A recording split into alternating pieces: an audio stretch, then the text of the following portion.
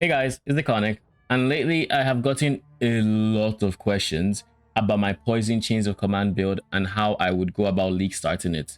And while right now it is in the most league startable state it's ever been with the change to Anime Guardian where he does not drop his gear on death, I still do not necessarily recommend league starting chains of command because this requires quite a bit of currency and knowledge to make the swap, and it is not the most beginner friendly league starter out there. So that being said, I will be going over how I would have league started chains of command if this were my league starter. Now, we're going to break this up into different sections. Basically, the build from last league is still very much viable, and it's still going to more or less be the POB for this league, albeit a bit altered. All I'm going to do is create a new path for league starting so you can actually go into this very low budget and have success. So how do we start off from leveling, you might ask? Going through the campaign. Honestly, what I would recommend is going to a video I posted yesterday for my Reg Defiler Spectre summoning leveling guide. That video has a leveling section that gets you to end game Act 1 through 10 for minion builds, and that is what I would recommend to get to maps. And I recommend following that build until you have the pieces for your chains of command setup, the very necessary like core pieces to get chains of command going. This is going to probably be sometime in maps when you finally have enough currency to get your chains of command and your Aegis gear, which is at the very least what you would want to have before making the swap. But I will go over all the individual items you need to get before making that swap once I go over the low budget POB. If you're enjoying the content and you haven't already, do consider liking and subscribing, as it helps a lot with the algorithm and with our 2025 goal of getting 2,000 subs, after which I will be doing a face reveal on stream and here on YouTube. So you followed the guide I created for Spectres, you've gotten to endgame, and now you're wondering, when do you swap to chains of command? But there are a few items I would say are very key to it. I mean, this goes without saying, you need to have every single item here for your Anime Guardian, and everything here I have tried to make as cheap as possible. What he currently has is the Wasp Nest, a replica Victorious Charity. We're going to be going poison for him, so the Wasp Nest is really good on a budget. It's going to be 1C unique, and you can just grab anyone. Leer Cast for increased damage for your animate weapons. Osprey's Will to give him Chaos Res. The extra curse is nice, but I don't think you can get a corrupted Gravebind yet, so you just go for a Osprey's Will for Chaos Res. Alternatively, you can use Belly of the Beast for a bit more health, but because we don't pick up Chaos Res elsewhere, this should just make him more resilient to chaos damage and poison in general. Then Gravebind, so he actually summons the best version of the spell in question, the Anime Guardian's weapons triggered spell. And then we just give him rare boots that has life regen, so he can actually gain a bit more life per second.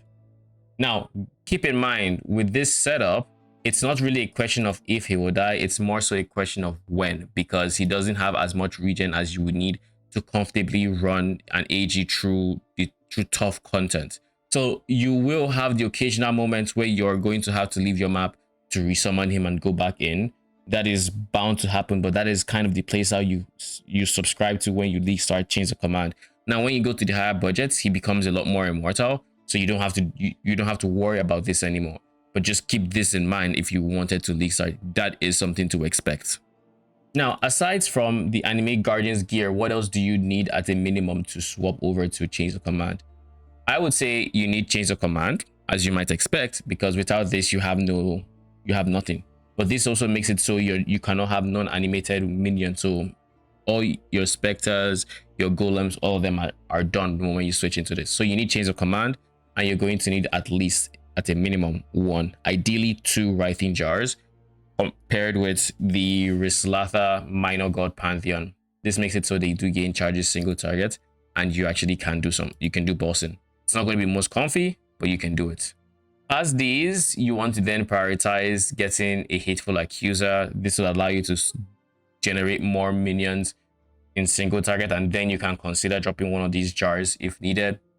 Once you have your Hateful Accuser, Vixen's Entrapment is a good DPS boost because that allows you to then also run Despair alongside your Penance Mark Curse. Then past this, Anvil is a cheap unique, and all these other uniques I have tried to keep the budget down as low as possible. And even then, this is still a number of uniques you need to have to swap over. But like I said, at a minimum, you need Chains of Command and you need Writhing Jar.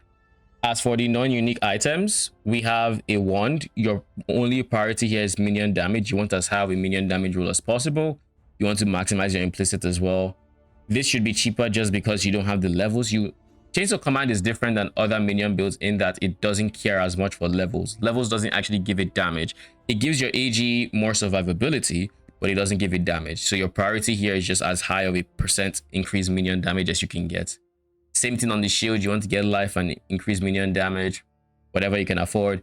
Helmet, you just want to have life, res. You want to have the implicit, I think it's Eater of Worlds, for physical damage conversion if you can. If you can't afford it, it's fine to not have it, but at a minimum, you want life and res. And everything here in terms of rare gear is just going to be life, movement speed, res, and that's all you're trying to get. Ring, same thing, life and res. And all you're trying to do is cap out your res and give your minions as much damage as possible. And with this, you should have a very successful low budget phase for Anime Guardian. And then when you start transitioning to the medium and high budget versions, your Anime Guardian should see massive damage spikes. The rest of the budgets for this build, I think more or less are the same. So you can refer to the older video, which I will link in the description, for you to see how the medium budget and high budget work. It's very straightforward, but it is going to be a few divines at least, sort of an upgrade to get your new Anime Guardian's weapon, so you can have that DPS explosion, because once you do get that weapon for him, you should see a very big uptick in DPS. If you have any questions, do let me know down in the comment section or while I'm live on stream. I think it's still going to be a very solid build. Regarding mercenaries, I will be leaving the POB free of mercenaries until I'm better accustomed to what mercenaries there are out there that could complement this build, other than just fortification and endurance charges, because I know there are plethora of options when it comes to that.